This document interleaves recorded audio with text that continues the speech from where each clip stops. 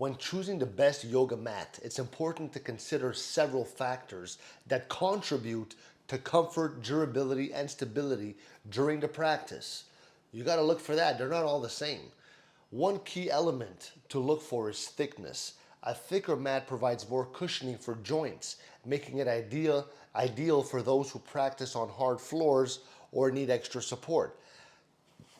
Excuse me. However, too much thickness can interfere with balance. So a medium thick mat, often strikes the right balance.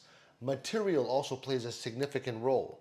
Traditional mats are made from PVC, which is durable but may not be the most eco-friendly option. Natural rubber mats are a great alternative for those seeking sustainability. They offer a non-toxic surface with excellent grip, though they can be heavier and may have a distinct smell initially. Another material gaining popularity is the thermoplastic elastomer. I'll put it in the description, which is lightweight, durable, and free from harmful chemicals.